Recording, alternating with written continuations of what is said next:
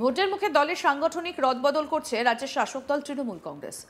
নদিয়া জেলা সহ শান্তিপুরে তৃণমূলের সাংগঠনিক রদবদলে মাদার এবং যুবর নতুন মুখ তুলে আনলো ঘাসফুল শিবির।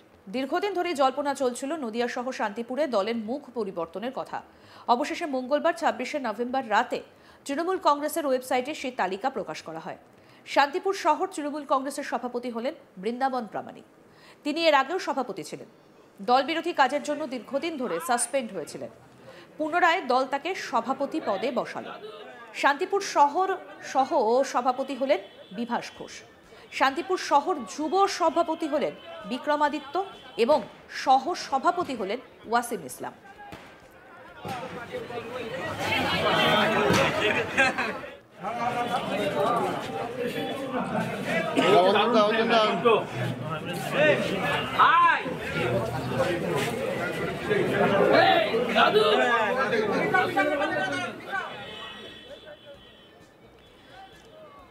তৃণমূলের যুব সভাপতি ওয়াসিম ইসলাম কি বলছেন শুনবো। সাধারণ সম্পাদক ছিলাম, আমাদের প্রাক্তন সভাপতি প্রাক্তন দীপঙ্কর দা তার কমিটিতে সেক্রেটারি ছিলাম। তার সঙ্গে থেকেই যুব কোয়ার্টার শিখেছি, তাকে আদর্শ করেই চলবো। আমাদের মধ্যে নতুন পুরনো কোনো বিভেদ নেই, আমরা সকলেই সমান। আমি যেমন ছিলাম দীপঙ্কর দা যেমন ছিল, দীপঙ্কর দা থাকবো, আমরা থাকবো, সবাই একসঙ্গে থাকবো। আমরা শান্তিপুরে একটা সংঘবদ্ধ যুব তৃণমূল কংগ্রেস হিসেবে কাজ করে আমরা তৃণমূল কংগ্রেস দলটাকে আরও শক্তিশালী করবো, এই অঙ্গীকার করতে হবে। যুব তৃণমূল সভাপতি বিক্রমাদিত্য কি বলছেন এবার সেটা শুনুন।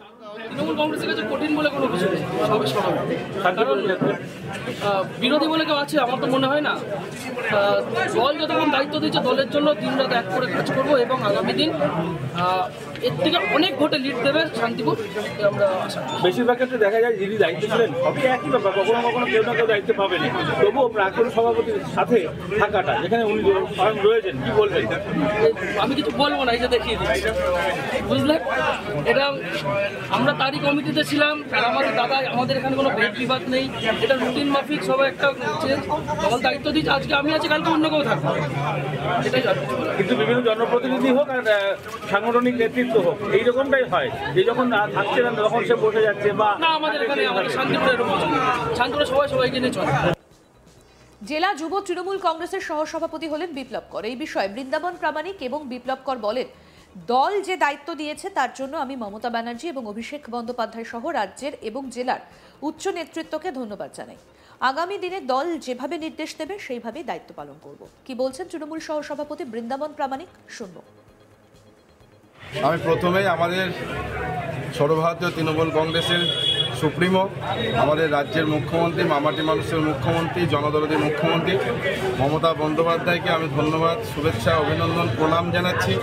সেই সঙ্গে আমি আমাদের দলের সর্বভারতীয় তৃণমূল কংগ্রেসের সাধারণ সম্পাদক, আমাদের দলের কাণ্ডারি, আমাদের সকলের সেনাপতি, আমার নেতা সম্মানীয় সাংসদ অভিষেক বন্দ্যোপাধ্যায়কে ধন্যবাদ জানাচ্ছি এবং শান্তিপুরের বিধায়ক ডক্টর মধুকিশোর গোস্বামী এবং নদিয়া দক্ষিণের সভাপতি সম্মানীয় দেবাশিস গাঙ্গুলি, জেলার চেয়ারম্যান সম্মানীয় প্রাক্তন বিধায়ক শঙ্কর সিং মহাশয় থেকে শুরু করে সমস্ত নেতৃত্বকে আমি ধন্যবাদ, অভিনন্দন, আমার প্রণাম জানাচ্ছি যে আমাকে পুনরায় সভাপতি করার জন্য।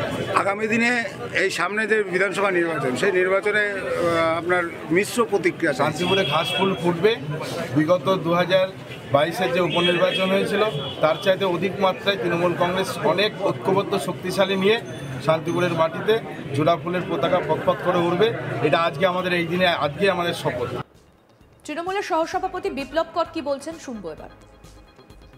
আমি নদিয়া দক্ষিণ সাংগঠনিক জেলার যুব তৃণমূল কংগ্রেসের ভাইস প্রেসিডেন্ট করেছে আমাকে।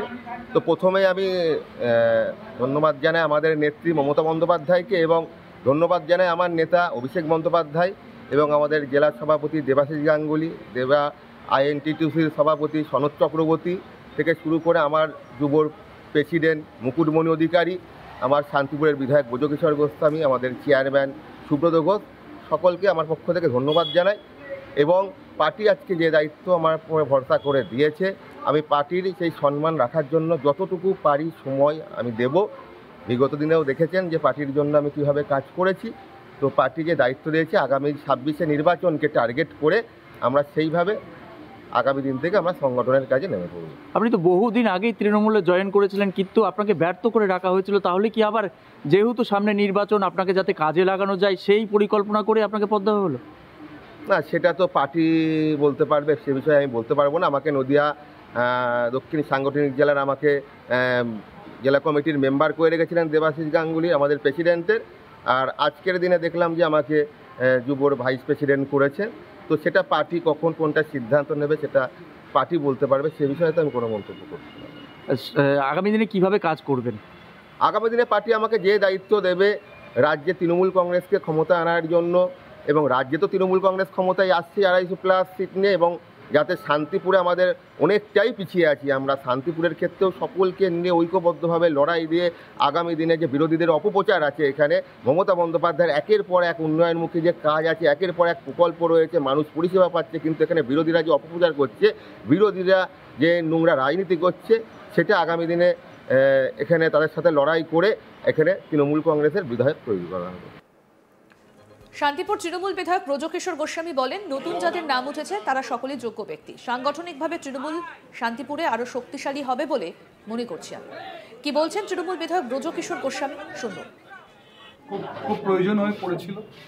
স্বাভাবিকভাবেই আমাদের জেলার এই বদলটা আটকে ছিল, 5 জনের 5 রকম মন্তব্য আসছিল। আমি বিরোধী দলের কথাই বলছি। তো সেই জায়গা থেকে এটা খুব ভালো হলো, নতুনভাবে আমরা উৎসাহ উদ্দীপনা পেলাম। আমাদের টার্গেট 26 সালে শান্তিপুরের সিটটা মমতা বন্দ্যোপাধ্যায়কে এবং আমার নেতা অভিষেক বন্দ্যোপাধ্যায়ের হাতে তুলে। সাংগঠনিক দিক থেকে কি শান্তিপুর আরো শক্তিশালী হবে বলে মনে করছেন? এবং সাংগঠনিকভাবে শান্তিপুর নিশ্চিতভাবে শক্তিশালী হবে, এটা তো আশা রাখাই যায়। এবং সেই সাথে সাথে আমি বলবো যে একটা নতুন টিম এলো আবার, তারা নিশ্চিতভাবে নিজেদের সবাইকে প্রমাণ করার চেষ্টা করবে এবং তাদের কতটা ভালো ফলাফল দিতে পারবে তাদের ওপরই নির্ভর করবে আগামী দিনে তাদের রাজনৈতিক কেরিয়ার, রাজনৈতিক জীবন। আপনি একটা প্রশ্ন করেছিলেন যে নরেশ লাল সরকার সম্পর্কে। দেখুন, পার্টি কাউকে কখনো অমর্যাদা করে না। তিনি সিনিয়র হিসেবে একটা কঠিন সময় দায়িত্ব নিয়েছিলেন, দায়িত্ব শেষ করেছেন, দল তাকে সিআইসি পদমর্যাদা দিয়েছে। সেজন্য আশা করা যায় নিশ্চিতভাবে তিনি পৌরসভার কাজে তার ভূমিকা পালন করবেন।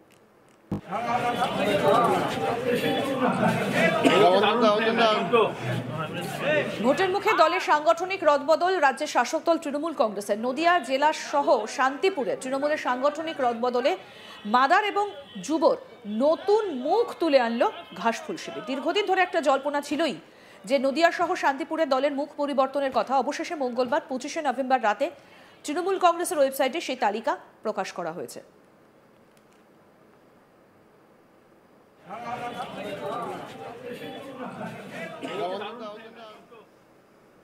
আরো আপডেট পেতে দেখতে থাকুন আজ তাক বাংলা। সাবস্ক্রাইব করুন, নোটিফিকেশন পেতে বেল বাটন অপশন প্রেস করুন।